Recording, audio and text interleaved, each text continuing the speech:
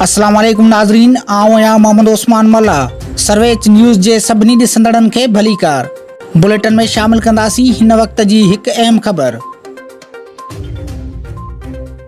गुज़िरियल ॾींहुं पीपी अॻवाननि जे चुर्च ते सियासी इंतकामी कार्रवाई तौरु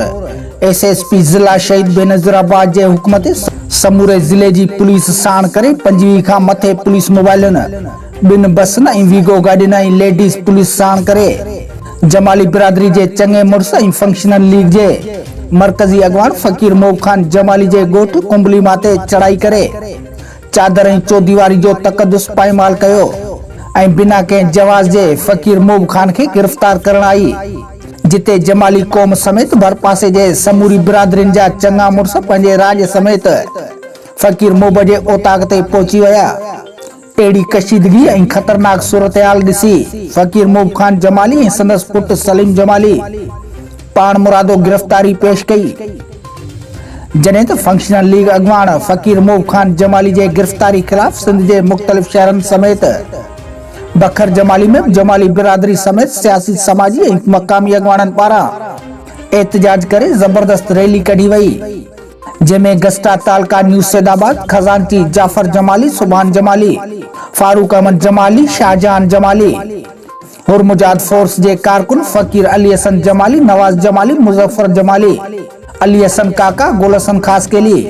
पीटीआई ज़िला मटियारी जे वाइस प्रेसिडेंट शाहनवाज जमाली, तहलीम दोस्त अॻवाननि सद्दाम हुसैन जमाली, असदुल्ला जमाली,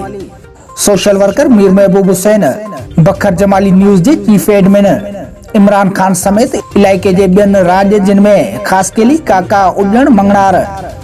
ऐं जमाली बिरादरी जे माण्हुनि वॾे अंग में शिरकत कई, जॾहिं त एहतजाजी रैली खे ख़िताब कंदे गस्टा तालका न्यू सैदाबाद जे खजानची जाफर जमाली चयो त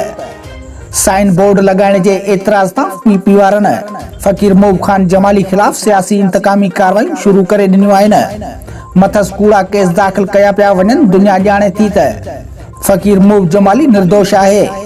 सद्दाम जमाली चयो त एसएसपी शहीद बेनज़ीराबाद मुख़ालिफ़ धुरियुनि जे चवण ते सियासी माण्हुनि जो साथ ॾींदे पंहिंजे आकान खे ख़ुशि करण लाइ फ़कीर मोब ख़ान जमाली खे नाहक गिरफ़्तार करे